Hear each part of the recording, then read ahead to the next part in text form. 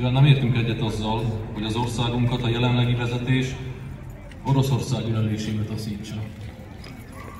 Teljes mértékben kiállunk Szlovákia EU és NATO tagsága mellett.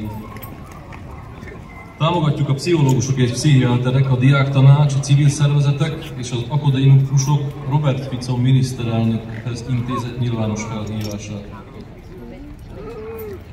Tudjuk jól, hogy Oroszország agresszor, az áldozat pedig Ukrajna, akinek segítséget nyújtunk, hogy megvédhesse szuverenitását.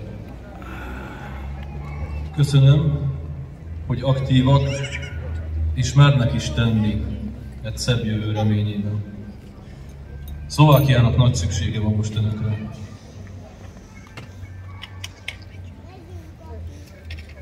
Dobrý večer, kamarám. Dobrý večer, psíčkári. Srdečne vás vítam. Som rád, že ste tu. Slovensko vás veľmi potrebuje.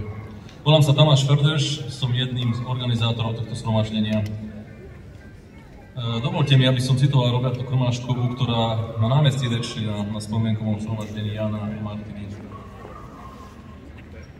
Prosím, ukážme všetkým, že v nás je odvaha, súcit, rozum a odhodlanie postaviť sa voči bezpráviu a jeden za druhého.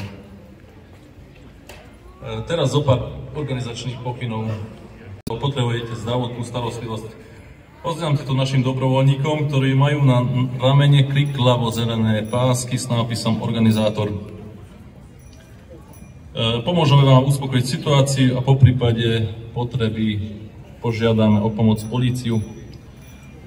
Z tohto miesta ďakujeme aj polícii, respektíve mestu Komárno, že sa tu môžeme cítiť bezpečne.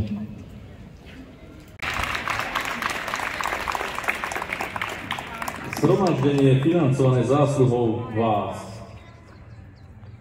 Vás, ktorí ste tu aj minule boli a svojim dobrovoľným príspevkom pomohli. Vaše dary sú naďalej vítané a pred ústou generála Kraftu sa nachádza nádoba na dobrovoľný príspevok. Prosím vás a vyzývam vás na pokojné zhromaždenie. Ďakujem pekne.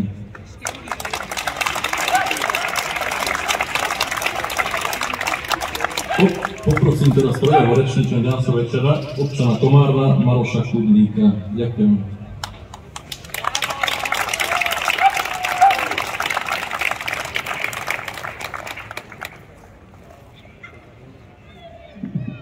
Ale ani marginálny úspech, ktorý by dosiahla naša súčasná vláda. A to naozaj v žiadnom odvetví. Či už je to zdravotníctvo, školstvo, financie, domáca alebo zahraničná politika. Jednoducho nič. Na škole som bol vždy dobrý žiak.